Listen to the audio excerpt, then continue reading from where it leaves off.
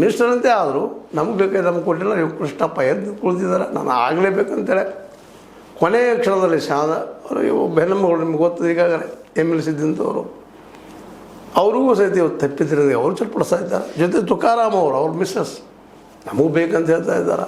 ಅದರಿಂದ ಹೆಚ್ಚಿಗೆ ಲಕ್ಷ್ಮೀಬಾಯಿ ಹೆಬ್ಬಾಳ್ಕರ್ ನಮಗೂ ಬೇಕಂತ ಹೇಳ್ತಾ ಇದ್ದಾರೆ. ಪಟ್ಟಣ್ ನಮಗೂ ಸಿಗ್ಬೇಕಂತ ಹೇಳ್ತಾ ಇದ್ದಾರೆ. ಅನೇಕರ ವಿರೋಧ ಮಾಡಲಿಕ್ಕೆ ಶುರು ಮಾಡಿಬಿಟ್ಟು ಅದನ್ನು ತೆಲುವನ್ನು ಹಂಚಿಕೆ ತೆಲುವನ್ನು ಸಿದ್ದರಾಮಯ್ಯ ತಲೆ ಕಟ್ಟಿ ಆಡಳಿತದ ಮೇಲೆ ಗಮನಿಟ್ಟು ಮಾಡಿದರೆ 2028ರಲ್ಲಿ ಗೆಲ್ಲುವ ಅವಕಾಶ DK ಶಿ ಅವ್ರಿಗೆ ಹೆಚ್ಚಾಗ್ತಿದ್ದು. 2028ರಲ್ಲಿ ಮತ್ತೂ ಕಾಂಗ್ರೆಸ್ ಗೆದ್ದಪ್ಪ ಅಂದರೆ ಸಹಜದ ಅವರ ಮುಖ್ಯಮಂತ್ರಿ ಆಗ್ತಿದ್ರು, ಮತ್ತೆ ಸ್ವತಂತ್ರ ಸಿಗ್ತಿತ್ತು. ಇನ್ನಷ್ಟು ತಮ್ಮ ಬೇಕಾದವ್ರನ್ನ CMಗಳನ್ನೋ ಮಂತ್ರಿಗಳನ್ನೋ ಮತ್ತೆ ಮಾಡೋಕ್ಕೆ ಸಾಧ್ಯ ಆಗಿತ್ತು. ಅದೆಲ್ಲ ಬಿಟ್ಟುಕೊಟ್ಟು ಇದೇ ಸಂದರ್ಭದಲ್ಲಿ ತಮ್ಮ ಬೇಕಾದವ್ರಿಗೆಲ್ಲ ತೊಗೊಳ್ಳುವಂಥದ್ದು ಸ್ವತಂತ್ರ ಬೇಕು. ಹೌದು, ಪ್ರತಿಯೊಬ್ಬಗ CMಗ ಯಾರಾದರೂ ಬಯಸೋದು ನಮಗೆ ಬೇಕಾದರೂ ಕ್ಯಾಬಿನೆಟ್ ಮಾಡ್ಕೋಬೇಕಪ್ಪ ಅಂತ. ಅದು ಪರಿಸ್ಥಿತಿ ಇರೋದು ಹಂಗಿಲ್ಲ. ಯಾಕೆಂದ್ರೆ ಇನ್ನೊಬ್ಬ ನಾಯಕರು ಇದ್ದಾರಲ್ಲೇ, ಅದು ಮಾಸ್ ಲೀಡರ್. ಒಂದು ರೀತಿಯಿಂದ ಕರ್ನಾಟಕದಲ್ಲೇ ರಾಹುಲ್ ಗಾಂಧಿಗಿಂತ ಹೆಚ್ಚು ಜನಪ್ರಿಯರು ಯಾರಪ್ಪ ಅಂದ್ರೆ ಸಿದ್ದರಾಮಯ್ಯನವರು.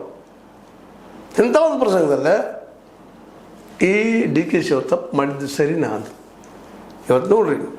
ಜಂಟಿ ಸಮಿತಿ ಮಾಡಿದ್ದಾರೆ, ಜಂಟಿ ಹೋರಾಟ ಮಾಡಿದರು, ಜಂಟಿ ಸದಸ್ಯರು 10 ದಿನ ಕೊಡುವ ಸಮನ್ವಯ ಸಮಿತಿ ಇದೆ. ಇವತ್ತು ಅವರು ಹೋರಾಟಗಿಳಿತಾ ಇದ್ದಾರೆ, ಪಾದಯಾತ್ರೆ ಮಾಡ್ತಾ ಇದ್ದಾರೆ, ಬೆಳೆದಿನ ದೊಡ್ಡ ಇಶ್ಯೂ ಮಾಡ್ತಾ ಇದ್ದಾರೆ.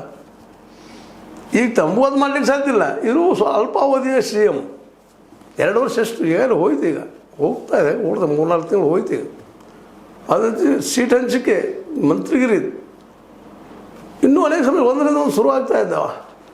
ಈಗ ಎಲ್ಲರೂ ಹೇಳ್ತಾ ಇದ್ದಾರೆ ಮೇಲ್ಮಾತಿಗೆ, ಬಾಲಕೃಷ್ಣ ಅವರಾಗಿರ್ಬೋದು, ನಮ್ಮ ಪ್ರಿಯಾಂಕ್ ಖರ್ಗೆ ಅವರಾಗಿರ್ಬೋದು, ಇನ್ನುಳಿದವರಾಗಿರ್ಬೋದು, ನಾನು ರಾಜೀನಾಮೆ ಕೊಡ್ತೀನಿ ರೀ ಸಚಿವರಿಗೆ, ನಾನು ರಾಜೀನಾಮೆ ಕೊಡ್ತೀನಿ ರೀ.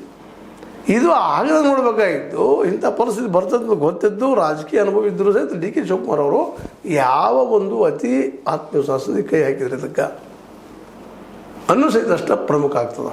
ಏನೋ ಆಗಲಿ, ಈಗ ಮಾತ್ರ DK ಶಿ ಅವರ ಪರಿಸ್ಥಿತಿ ಹೆಂಗಾಗಿದೆಪ್ಪ ಅಂತಂದ್ರೆ ಇತ್ತು ದರಿ ಅತ್ತ ಪುಲಿ, ಈ ಕಡೆ ಹುಲಿ, ಈ ಕಡೆ ಕೆರೆ ಆಗಿ ಬಿದ್ದರೆ ಈಸಾಗಿ ಬರೋಂಗಿಲ್ಲ, ಆ ಕಡೆ